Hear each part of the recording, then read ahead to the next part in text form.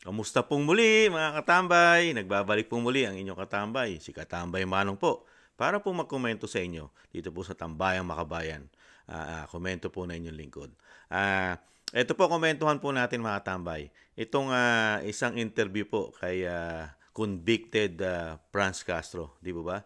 Dahil nga po dito po sa demolition job. At yung sinasabi niya po na pinasisinungalingan niya na hindi raw po totoo na ang grupo po nila, ang Makabayan Black ay nagpaplano po na i-impeach ang ating Vice President. Pero sa kabila nun, nahuhuli po sa sariling bibig mga katambay ang convicted ng child abuse na si Franz Castro mga katambay, ang congressman. Dahil mismong sila mismo ang talagang nagpaplano ang grupo ng Makabayan Black. Di ba? Naghahanap sila talaga ng ebidensya kuno na para lang maging ground ng impeachment ng Vice President, mga katambay. Pakinggan po natin itong isang interview po, mga katambay, dito po kay Pailon. At komentuhan po natin itong convicted ng child abuse, si Franz Castro, mga katambay. Tignan po natin doon sa mga ground for impeachment, Manong Ted, yung betrayal of public trust, bahagi din dyan yung graft and corruption, kung may mga illegal or misuse ng fund. Pwede po, no, may possibility po na pwedeng magamit yung ganong basis from the mula po doon sa sinasabi po sa ating konstitusyon. Ano po ang inyong reaksyon sa binabanggit po ni Senator Amy Marcos na kung sakasakali po na merong maghahain at mag-i-sponsor eventually ng impeachment complaint laban sa Vice Presidente, yan ay isang attack sa ating demokrasya dahil 32 milyon daw ng mga Pilipino bumoto sa kanya at para bagang sa walang bahala nitong mga taong ito kung sakasakali man yung ipinagbigay pong kumpiyansa sa Vice Presidente. Mukhang I beg to disagree, Manong Ted, di ba? Kasi ito lang ang impeachment po, democratic process ito. At talagang ito yung way natin, ito yung remedyo natin sa mga nasa posisyon, lalong-lalo na presidente, vice president, mga membro ng mga constitutional commission, na kung umabuso sa kapangyarihan o gumamit o na may ginawang illegal ayon sa konstitusyon, ay ito yung sandata ng ating mga mamamayan para matanggal sa pwesto yung mga umaabuso. So hindi po ito attack sa demokrasya. Actually pag-exercise po ng ng democratic process, ng democratic rights ng ating mga mamamayan. Kasi sila yung mag-endorso nito yung impeachment. Yan po mga katambay. Talagang matindi po ang pag-iimbestiga ng Makabayan Black. Naghahanap po talaga sila ng ground para po maging ebidensya kuno para dito po sa ating Vice President. Talaga hindi po titigil ito mga katambay. Dahil doon po sa mga unang interview niya, talaga naman sila ang nagpupus nito di ba? At pinasisinungalingan lang po nila na para pong nagkakaroon na po ng Alzheimer itong si convicted ng child abuse, Franz Castro, sa mga impeachment. Dahil mismong direkta niya sinasabi na marites lang daw ang naririnig ng ating Vice President. Samantalang ang ating Vice President ay sumasagot lang sa kanilang mga issue na nilalabas sa sa mainstream media. Di po ba mga katambay? Kaya po nakakalungkot lang na itong convicted na ito, pinapatulan pa sa kamera.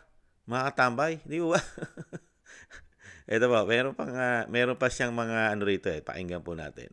Sipan po ninyo kung sakasakali na meron pong maghahain ng impeachment complaint, ang posibilidad na kayo mag-sponsor. Kayo magiging legislator po na magiging timon dito. Opo, oo. Pinag-aaralan po natin yun. Kasi alam na naman, Manong Ted, marami kaming mga organization on the ground. So, kung merong magpasa sa amin ng complaint at ma-verify yun, at matingin namin ay ano pwede namin i-endorse, ganun po yung gagawin namin. Kaya nga po, talagang pinag-aaralan nila at marami silang tao, lalo sa ground. Yung sinasabi ni Franz Castro na talagang sila yung nagpaplano dito sa nilulutong impeachment, di ba? Pero yan hindi na makaagatin ng Pilipino yan dahil malaking masusubukan nila ang puwersa ng mahigit 32 million votes ng Vice President. Di po ba mga katambay? Unang-una, ano ang ground mo? Lahat naman ng sinasabi nyo na korupsyon, sinusumiti naman niya with receipt ang kanyang sinasabing confidential fund na doon nyo lang siya tinututukan. Di po ba mga katambay? At kung sinasabi nyo yung graph at isang offense yan ng impeachment ng isang halal ng bayan, bakit po yung Kongreso, yung House of Representatives, dyan ang napakalaking korupsyon at sobra-sobrang pera na ginagawa nyo po dyan. Di po ba makatambay? Katulad lang po nung mismo sa bibig ng inyong makabayang black na si Arlene Brosas.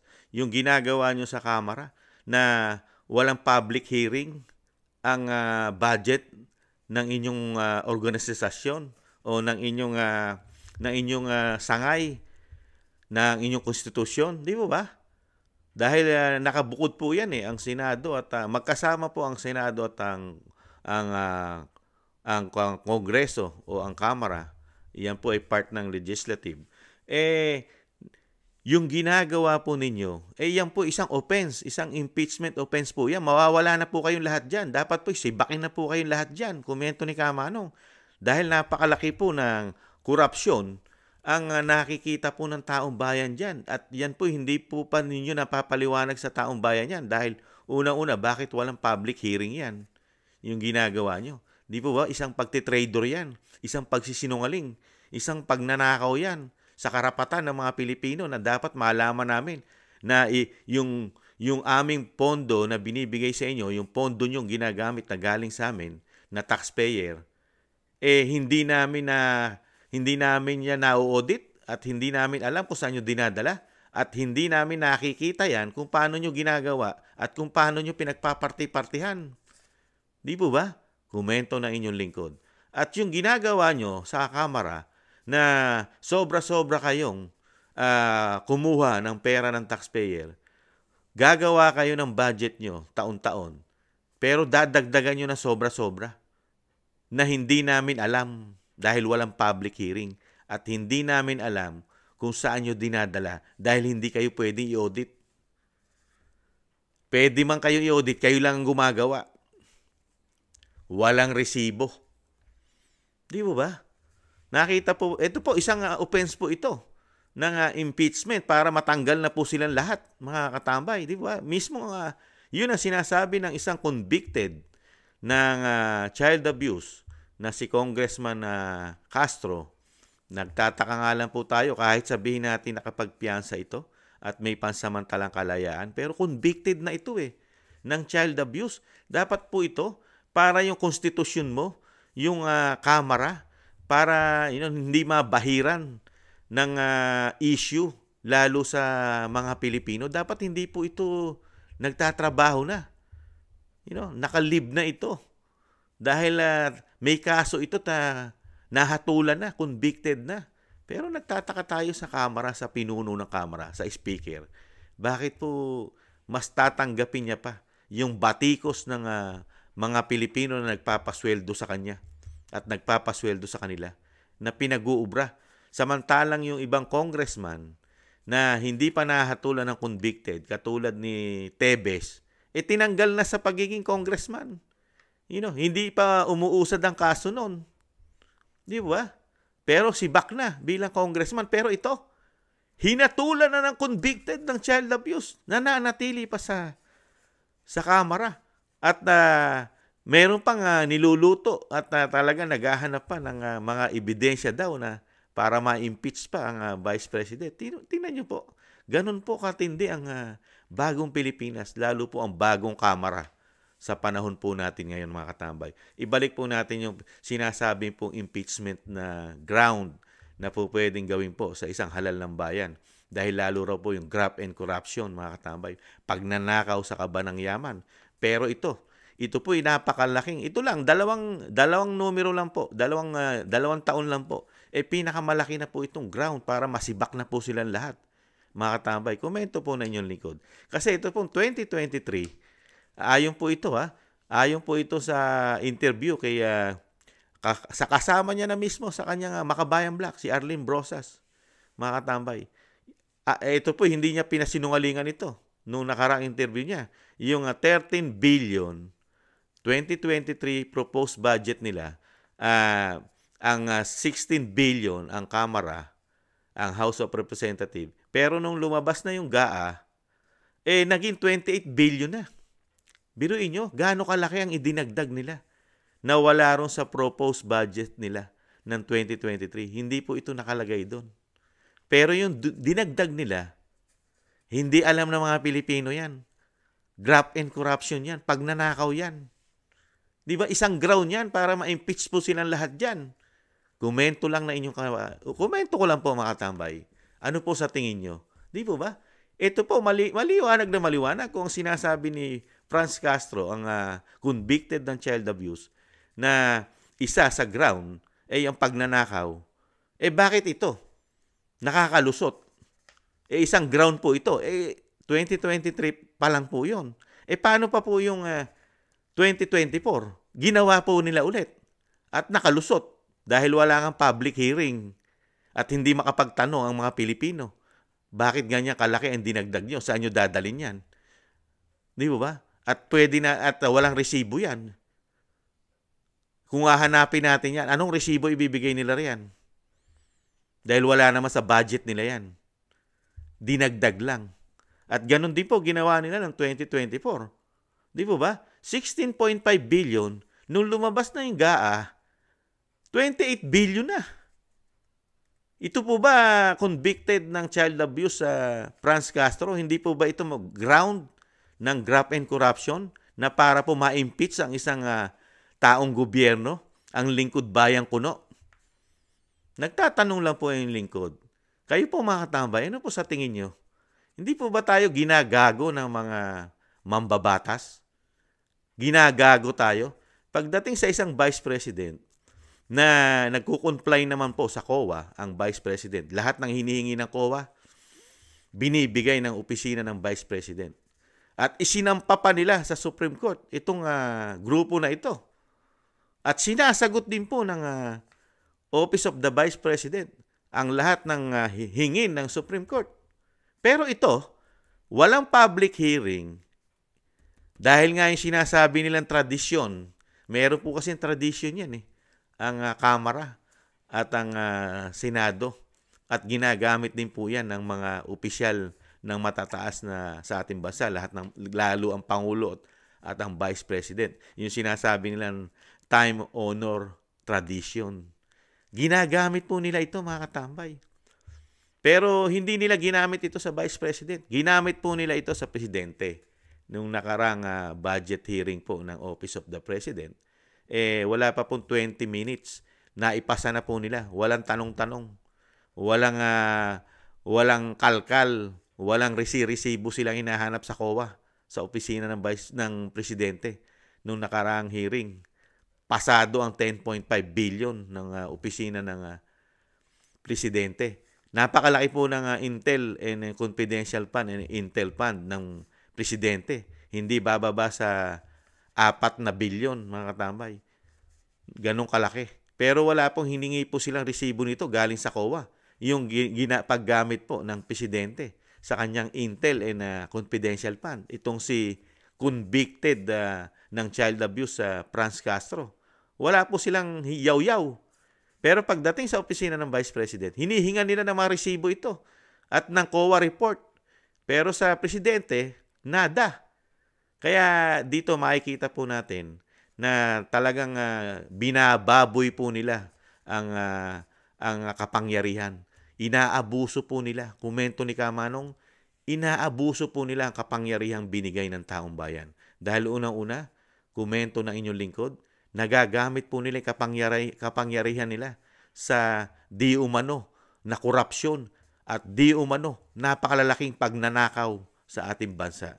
Dahil ito po, kung talagang itong si convicted ng child abuse at si Brosas at si Raul Manuel, talagang ito makabayan at talagang ang layunin ng mga ito talagang linisin ang gobyerno. Pero wala ka namang makikita sa grupo na ito Dahil una-una, mismo ang Vice President, ano sinabi? Mga sumusuporta sa mga kaliwang grupo yang Makabayan Black. Mismo galing sa Vice President. Kaya itong mga ito, mga nagbabalat kayo lang ito. Nagbabalat kayo.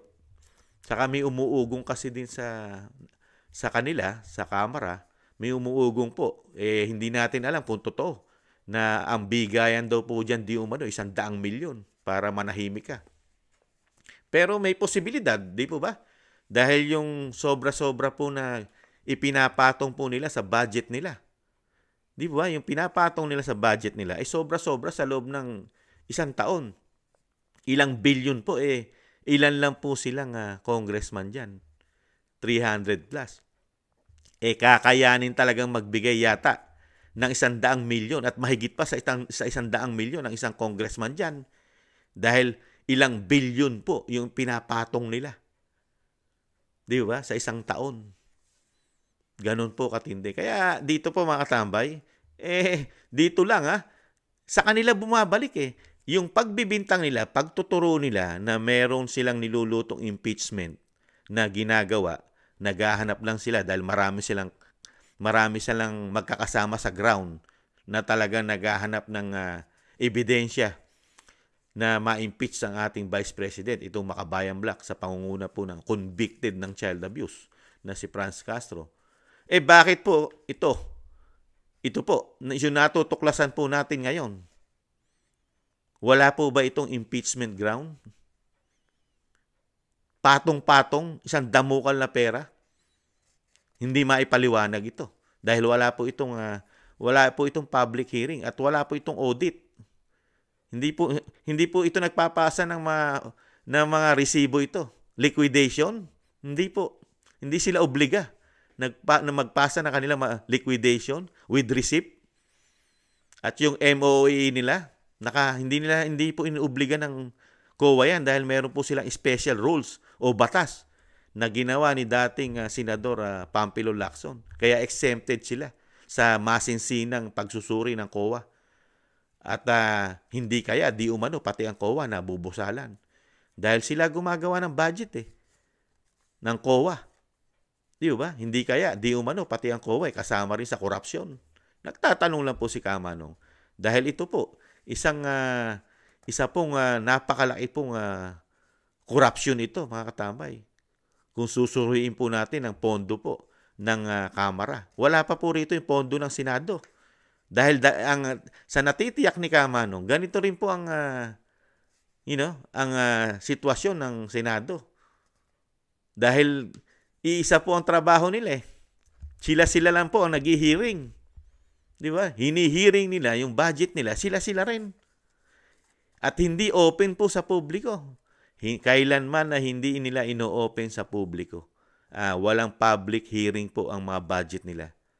Kaya po, dapat po ito mga katambay, kung talagang may tatayo lang po talaga na mga magagaling nating mga abogado at talagang makabayan na mangunguna kasama ang taong bayan, ito po may impeach po ito.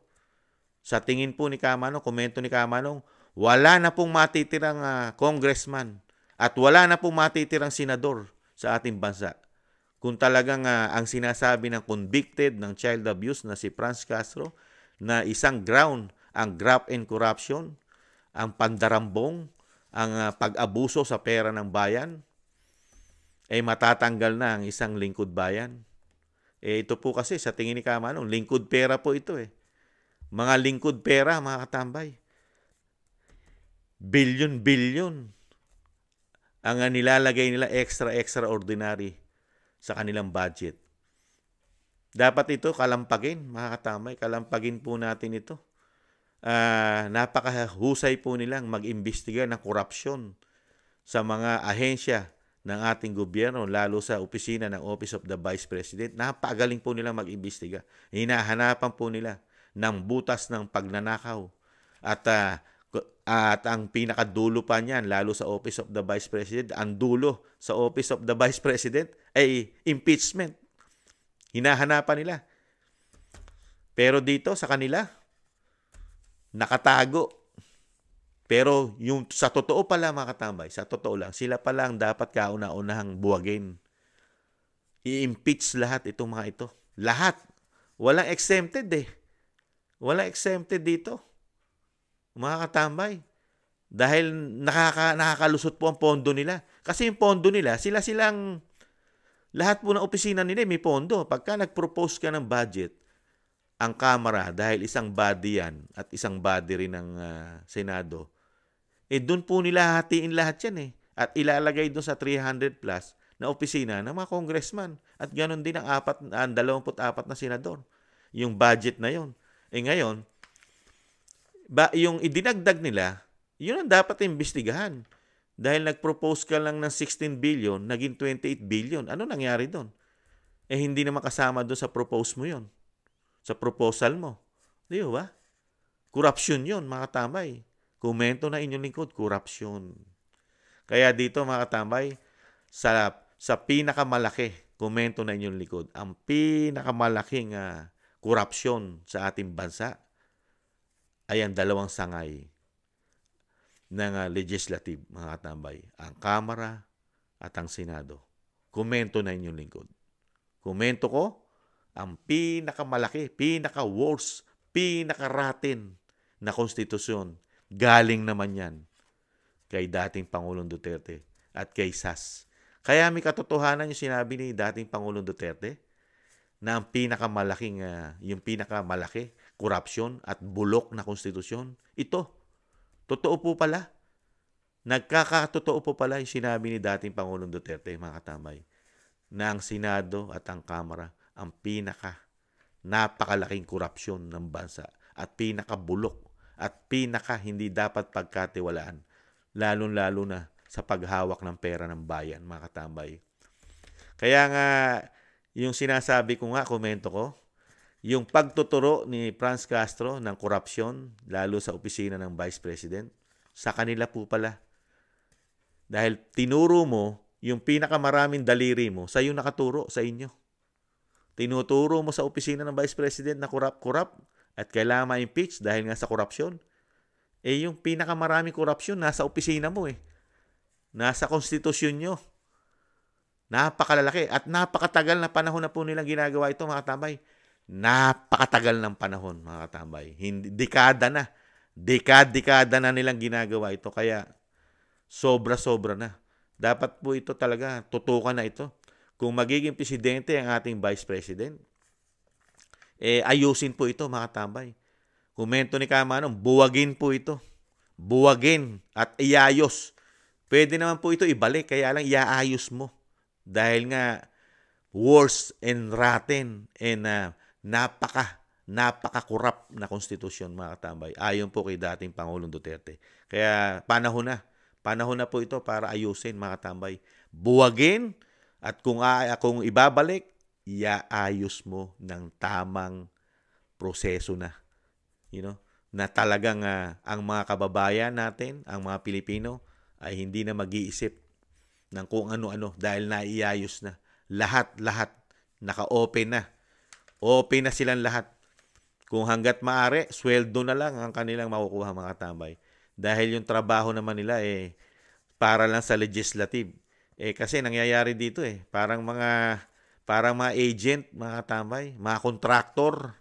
Hindi naman nila trabaho yon. Trabaho ng LGUs. Di ba? Sila na halos. Yung mga sinasabing pagawain ng bayan, dapat nanggagaling na sa LGUs yan, mga tambay. At sa executive na po at LGUs ang magtutulungan dyan. Yung mga programa. Sila po, legislative, komento ni Kamanong, hindi po sila bagay dyan na umahawak ng pondo ng bayan, mga tambay. Trabaho lang po nila dapat magbalangkas ng magagandang batas sa ating bansa dahil legislative po sila, di ba? trabaho po ng mga executive yan. Yung ginagawa po nila halos na magpagawa ng karsada, magpagawa ng basketball court. Di ba? Pwede lang po sila mag-endorso kung meron pong kailangan tulungan sa distrito nila. Yung lagi nilang sinasabi na andyan ang DSWD. O di mag-request lang sila mag-request ng tulong na gagawin ng DSWD. Di ba? Yun lang po nakikita ni Kamanong, mga katambay. Komento ni Kamanong, ang pinakamalaking korupsyon sa ating bansa at galing na rin kay dating Pangulong Duterte, ang Kamara at Senado. At ito po talagang dapat kauna-unahang imbestigahan para sa impeachment, mga katambay. Kauna-unahan po ito. At sila ang unahing imbestigahan sa impeachment dahil sila ang pinakamalaking ground na ma-impeach. At mauubos po silang lahat dyan, mga katambay. Mauubos. Mawawalan po tayo ng congressman at ng senador. Pagka po ito ay tinutukan po yung impeachment po ng dalawang sangay na ito. Muli po si Katambay Manong, nagpapasalamat po, mga katambay, sa naagusto po ng ating maliit na channel, Tambayang Makabayan, sa YouTube at TikTok. At maraming salamat din po sa mga nagla-like, share, and subscribe at sa mga nagko-comment. At sa muli po, mga katambay, ingatan nawa po tayo. Sa muli, paalam, bye-bye.